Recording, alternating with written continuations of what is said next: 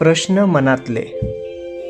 या मनामध्ये विचार येणाऱ्या प्रश्नांचं उत्तर कुठं शोधावं हेच समजत नाही.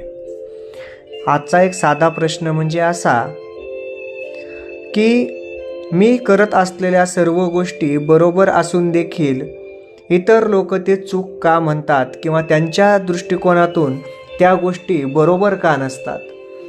किंवा असा हा प्रश्न असू शकतो की इतरांना मी करतोय ते चुकीचं वाटतं किंवा मी काहीच करत नाही असं का वाटतं. या प्रश्न किंवा अशा प्रकारचा प्रश्न अनेकांना पडतो. मग जेव्हा या प्रश्नाचा आपण सामना करतो, जेव्हा हा प्रश्न आपल्यावर पडतो, तेव्हा आपल्याला वाटतं की मी एवढं काही करतो तरी देखील माझी किंमत का नाही, माझी किंमत इथं शून्य का होतीये.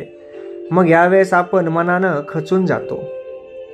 आपल्याला वाटतं की ह्या लोकांना आपली किंमत नाही आहे. बऱ्याच वेळेला परिस्थिती मात्र वेगळी असते.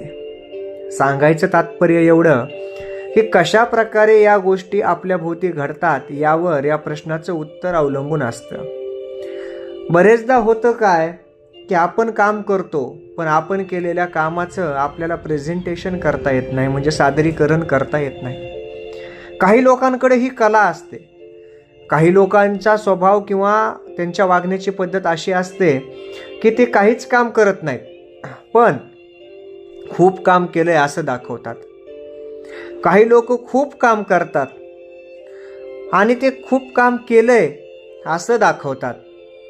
काही लोकांचं काम खूप असतं पण त्यांना दाखवता येत नाही आणि ते लोकांना दिसत नाही.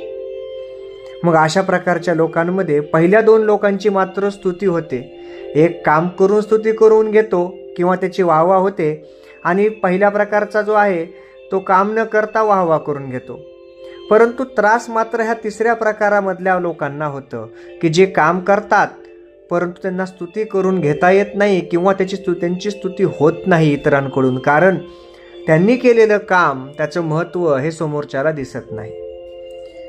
मग अशा वेळेला दुःख होणं किंवा वाईट वाटणं साहजिक आहे, कारण मानवाचा जर स्वभावाचा विचार केला तर प्रत्येकाची एक साधी अशी अपेक्षा असते की मी तर काम करतो पण त्या कामाला साधं कोणी दाद सुद्धा दिली नाही.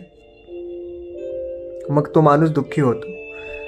खरं तर या प्रश्नाला असं का होतं तर अनेक कारणं, ज्या कारणामध्ये एकतर आपण केलेलं काम योग्य नसेल किंवा आपलं काम करण्याची पद्धत योग्य नसेल किंवा आपण केलेल्या कामाची समोरच्याला गरज नसेल किंवा आपण केलेलं काम हे त्यांच्या उपयोगाचं नसेल किंवा आपण केलेलं काम हे आपल्याला प्रेझेंट करता येत नसेल.